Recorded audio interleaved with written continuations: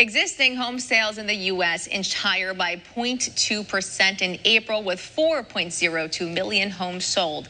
Economists expected slightly stronger numbers. And to discuss more on what this means for the housing market, we're bringing in Suzanne Porske, founder of Phoenix Financial Group, LLC. Suzanne, thanks so much for joining us today. So economists Thanks for having me. Yes, of course. All here to talk about the housing market. Economists were expecting those strong numbers, but what's holding back buyers right now from keeping that from happening?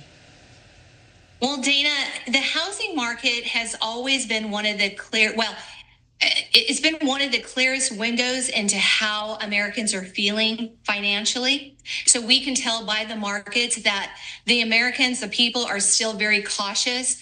They're stretched, and they're just waiting for more clarity is what I feel like is happening. It has gone up a little bit, but not too much. It's always indicative of the economy, of course. I mean, what are the factors that are key here that are making buyers maybe think twice about, hey, I'm going to go ahead and actually clear this, or even in the search of or pursuit of buying a home?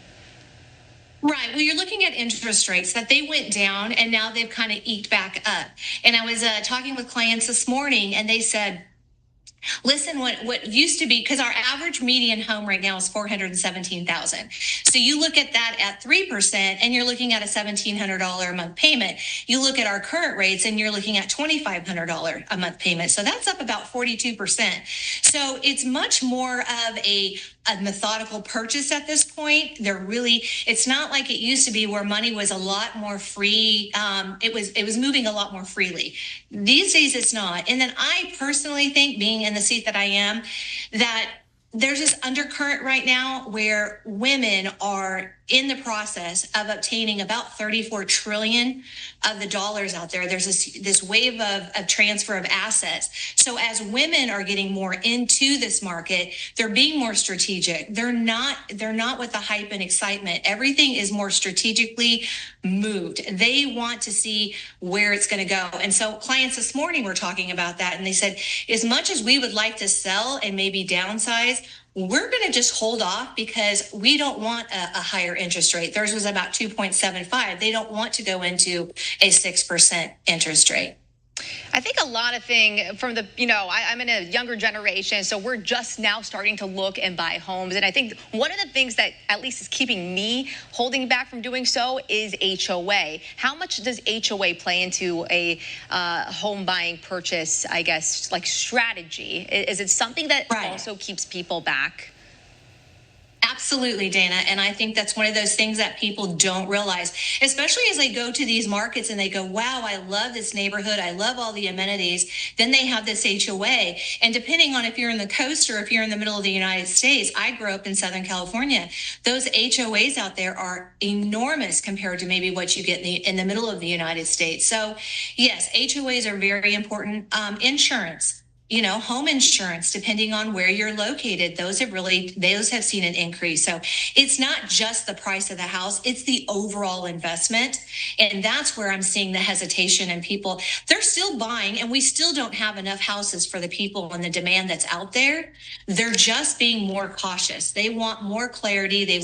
It's a confidence thing, because housing is emotional.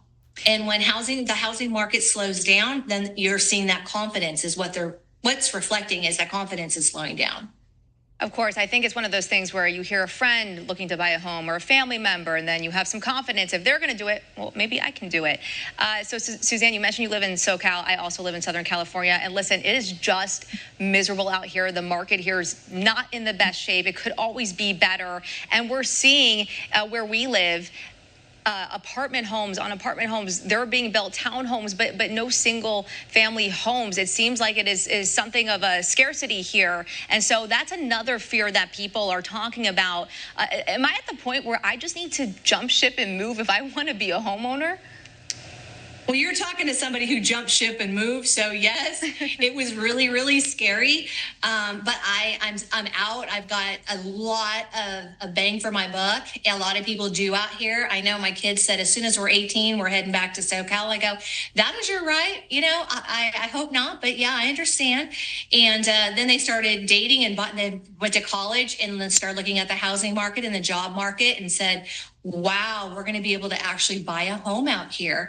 And a $417,000 house in the middle of where we're at and on a lake, you get a big, big piece of real estate for that compared to Southern California. I am truly shocked at the prices when I go out to California or even Florida for that matter, those coasts. It's a lot of money and it's a big investment. And you have older people that used to, at this age in their retirement, they would look at selling and downsizing, still borrowing money because at 2 and 3%, they could go and take that big chunk of money and invest it in something so they could create a paycheck out of it. They can't do that now. So they're hanging on to it. And again, this undertone of women that are receiving this large amount of wealth, they're really thinking about it. I talked to another client, my appointment at 10 today. And she said, maybe my grandkids are going to need to, when one of them just got engaged, they'll want to move in with me to save some money so then they can go buy a house. And I said, yeah, I can see it's definitely, we're in a different time right now and everybody is being very cautious. All right, lastly, Suzanne, it's no secret. There's been a big wave of people moving out of blue cities to red cities, and there they kind of, lay down their foundings and they say, this is our new home. This is where I will actually purchase land, purchase, an actual stable lifestyle. And so how much does politics play a part into the home buying process? You're talking to somebody that's in a very conservative part of the United States. We just had our Mark Wayne Mullen. He just was appointed into part of President Trump's cabinet. And so, yes, when you're out here, it is totally different. I know for me, it was a step back in time. I grew up in an Orange County, a very Republican Orange County, and moving out here. And we're equally balanced out here, but I do believe politics is definitely having a say in all of that.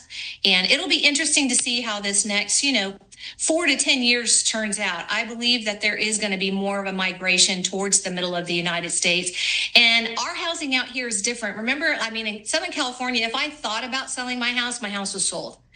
Right now, things that were on the market 29 days are staying about 32 days. And out here, it's a little bit longer. People are holding on to things. Like you said, people are putting their roots down and saying, I'm going to establish myself here and I'm going to have a family here. All interesting things to keep in mind as we go into the home buying season. Suzanne Porske, founder of Phoenix Financial Group, LLC. Thank you so much today, Suzanne. Thank you for having me. Have a good day. You bet. All right.